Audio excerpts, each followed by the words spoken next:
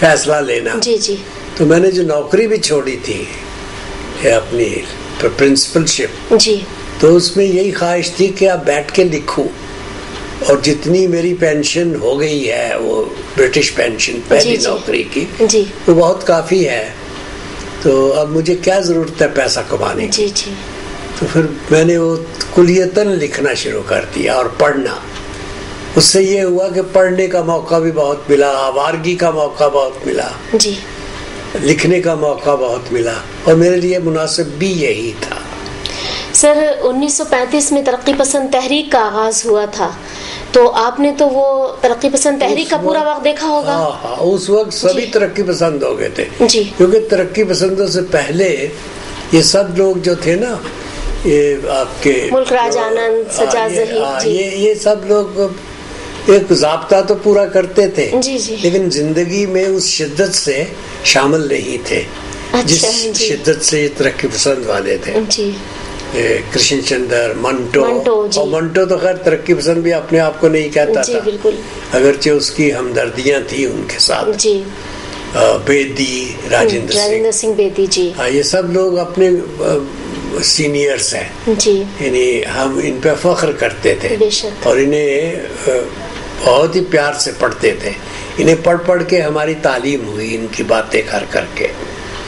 और वो तो एक बड़ा ही जबरदस्त दौर था सर, जिसमें मेरे ख्याल में कृष्ण चंद्र बेदी, मंटो, ये सब लोग एक साथ थे। हाँ, एक साथ थे जी, और असमत भी थी साथ में, और इधर से आप देखिए मेरे ख्याल में ये इंतजार हुसैन साहब, इनका भी ये बाद में आए, लेकिन ऑलमोस्ट कुरतुलैन हैदर थी जी। हाँ, ये बाद के हैं दोनों। जी जी। तो एक माहौल था बड़ा प्यारा जी, और उसके बाद हम भी ज़हनी तौर पे इनके साथ थे, लिख रहे थे, छप रहे थे जी। अब बदकिस्मत मैं समझता हूँ इन लोगों को जो उर्दू के ट्रेडिशन को इन लोगों ने दिल से कबूल नहीं किया जी। हमारी सोसाइटी ने किया है उर्दू की तरह, लेकिन जिस कौमी मेयार पर ये ज़बान रची बसी थी ना हमारे यहाँ जी, उसको अगर ये उसी तरह कर लेते तो बना बनाया एक दौर इनको मिल जाता। तो लेकिन आप लाख कहें आपको वही मिलता है जो आप डिजर्व कर रहे हो। हाँ, तो ये गालबन डिजर्व नहीं करते थे। उर्दू ज़बान का अदब उस वक्त ना सिर्फ इन लोकल ज़बानों के मुकाबले में बल्कि हिंदुस्तान की सब ज़बानों से आगे था और एक तरह से रचा बसा हुआ था। सर बेदी, इन राजेंद्र सिंह बेदी, असमत, मंटो, कुरतुलैन हैदर, कृष्ण चंद्र, इन सब में आप किस राइटर को ज्यादा पसंद करते थे? और अब तो आप आराम से जवाब दे सकते हैं क्योंकि ये लोग है ही नहीं हमारे बीच में। नहीं ऐसा नहीं है जी। ये ठीक है सवाल कि भाई आप पसंद किसे ज्यादा करते हैं, लेकिन हकीकत ये है कि हर आदमी की अपनी अलग अलग खूबी होती है जी। जैसे इस्मत की खूबी ये है कि औरत के दुख को वो ज्यादा समझती है और उसके यहाँ जो जुबान है वो अपनी एक मखसूस घरेलू जबान, लेकिन घरेलू और पक्की जबान है, पक्की जी, बिल्कुल। अच्छा, कृष्ण के यहाँ एक तरह से हजूमी सिलसिला है, हजूम बनता है ज़हन में जी, और अल्फाज और बयान और रोमांस। और मंटो के पास एक बड़ा पक्का ख्याल जो है ना वो अपने आप को निभाता है। मंटो के यहाँ असल में मौज़ूआत बहुत हैं, कोई मौजू ऐसा नहीं जो मंटो ने ना छोड़ा हो। भाई बॉम्बे में भी रहकर उन्होंने हर मौजू पे लिखा, तो ना भी लिखते लेकिन जिस मौजू पे लिखा वो एक बहुत पक्के अंदाज में लिखा। और यानी उस वक्त ज्यादा से ज्यादा हिंदुस्तानी ज़बानों में नहीं बल्कि आम आलमी मय्यार में जो अच्छा अदब था लिखा जा रहा, मंटो उससे कहीं भी कम नहीं था।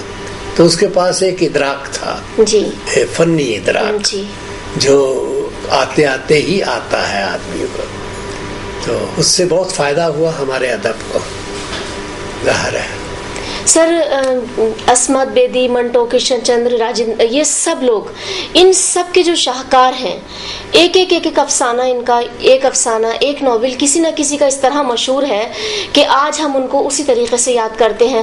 جیسے منٹو کا نام آتا ہے تو ٹوبا ٹیک سنگھ یا کالی شلوار, بو, موزیل, یہ سب سامنے آتے ہیں. اسی طریقے سے جب ہم عصمت کا نام لیتے ہیں تو لحاف ایک دم ان کا نظر سامنے آ جاتا ہے, یہ دوسخی ان کا آ جاتا ہے.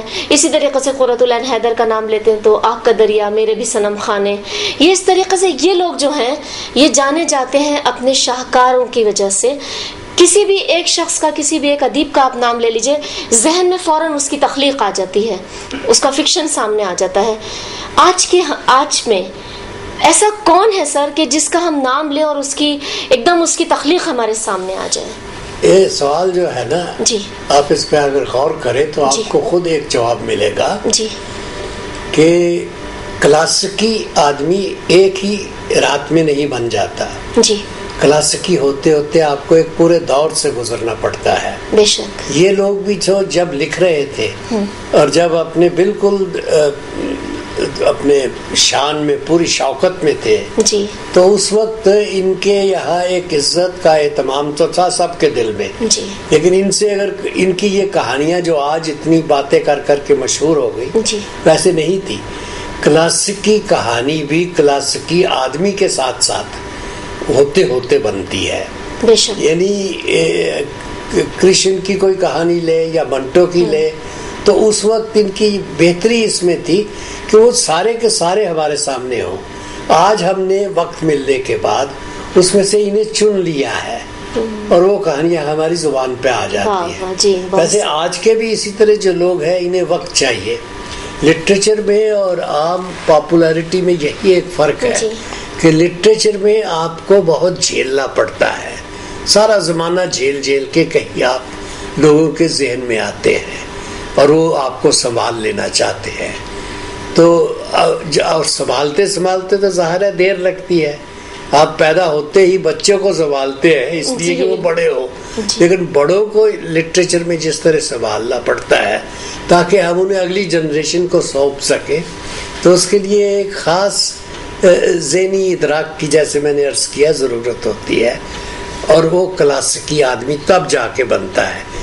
کلاسک بننے کے لیے یہ نہیں ہے کہ آج میں نے سوچا کہ فلاں آدمی بہت مشہور ہو جائے اور وہ بہت اچھا لکھتا ہے تو کل میں اس کو کلاسیکی کہنا شروع کر دوں.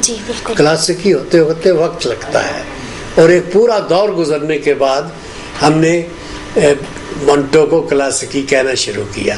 ورنہ منٹو جب لکھ رہے تھے تو ان کے نام پہ جھگڑے ہوتے تھے. کوئی کہہ رہا تھا کہ وہ بالکل غلط لکھتا ہے, کچھ بھی نہیں لکھتا. کوئی کہہ رہا تھا بہت اچھا لکھتا ہے. تو یہ سارے دور گزرتے ہیں ہر آدمی سے. لیکن سر جیسے آپ نے ذہن میں رمنے جمنے کی بات کی کہ ذہن میں کوئی چیز جم جاتی ہے, ذہن میں آ جاتی ہے, وہ چیز سر جیسے اب مہالکشمی کا پل ہے کرشن چندر کا, تو ہم لوگوں نے بچپن میں وہ پڑھا. اسی طریقے سے بیدی کا اپنے دکھ مجھے دے دو, وہ بھی ہم نے بچپن میں پڑھا. لیکن اب کیا ہوتا ہے کہ ہم بامبے میں جب ہم لوکل ٹرین سے گزرتے ہیں, خاص طور پہ میں اپنی بات کر رہی ہوں, تو میں بار بار دیکھتی ہوں کہ آخر وہ مہالکشمی کے پل سے وہ کون سی ساڑیاں لٹکی ہوئی وہ دکھاتے تھے کرشن چندر. بڑا خوبصورت منظر کھینچا ہے انہوں نے کہ مہالکشمی کے پل سے جب میں گزرتا تھا تو وہاں طرح طرح کی ساڑیاں لٹکی رہتی تھی. اسی طرح بیدی کا اپنے دکھ مجھے دے دو, اس کی ایک ایک چیز ہمارے ذہن میں نقش ہے.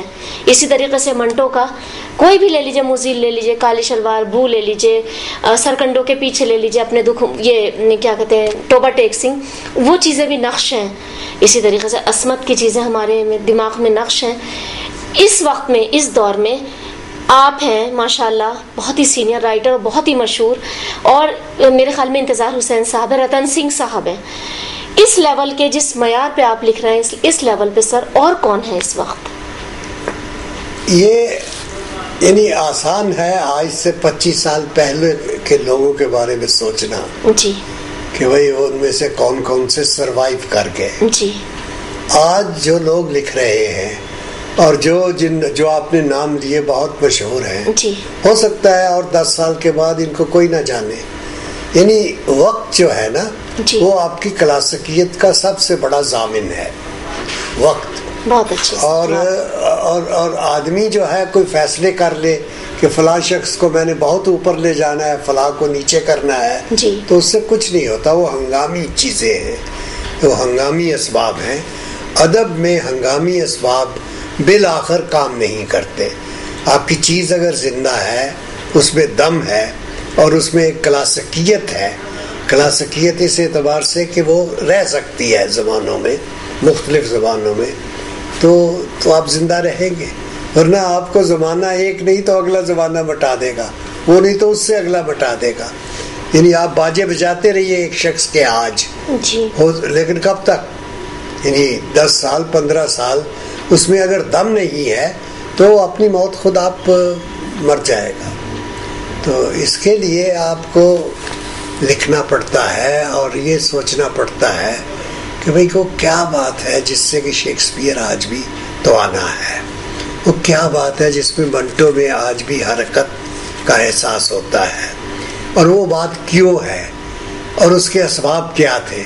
بعض دفعہ آپ کی بڑائی میں آپ کا دور کام کر رہا ہوتا ہے، بعض دفعہ آپ کو اپنے سارے دور سے لڑائی کر کے اپنے آپ کو زندہ رکھنا ہوتا ہے، بعض دفعہ آپ اتفاقیہ مشہور ہو جاتے ہیں، بعض دفعہ ایک اہتمام کیا جاتا ہے کہ فلاں آدمی کو اونچا لانا ہے.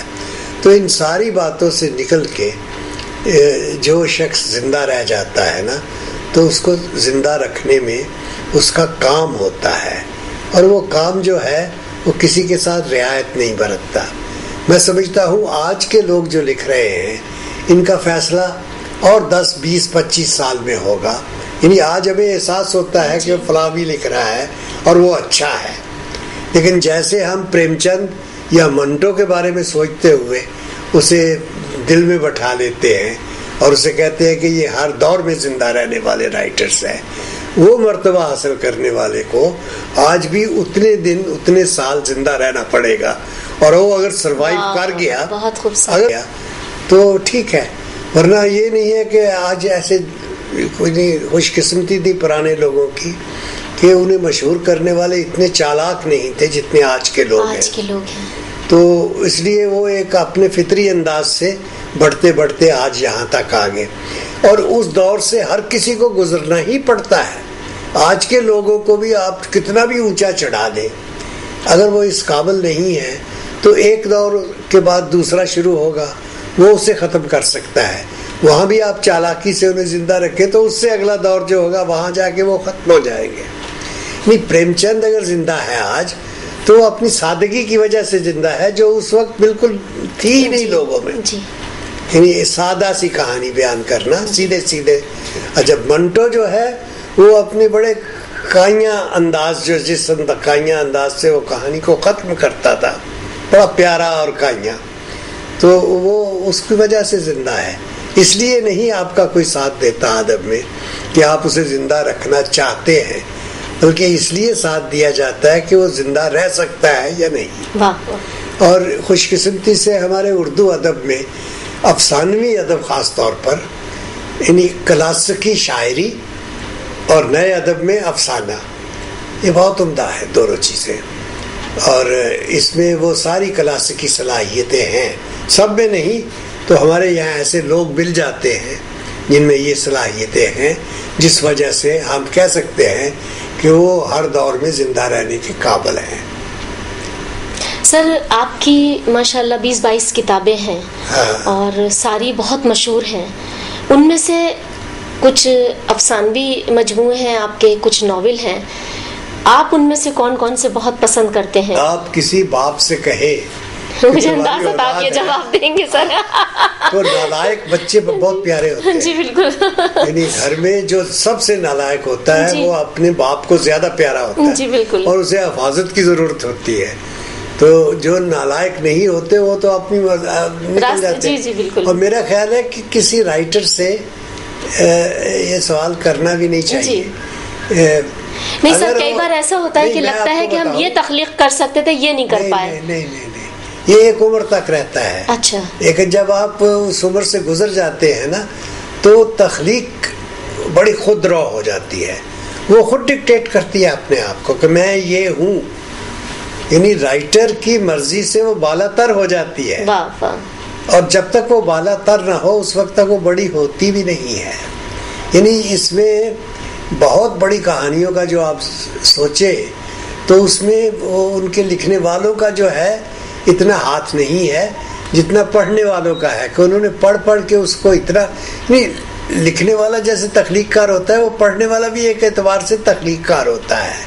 تو کئی بار ہم کہانیوں کو پڑھ کے انہیں کلاسیکی دور میں لے آتے ہیں اور کلاسیکی درجہ دیتے ہیں. تو آج کے ادب میں جو بڑی کہانیاں ہم کہتے ہیں، وہ بڑی کہانیاں جو ہے ان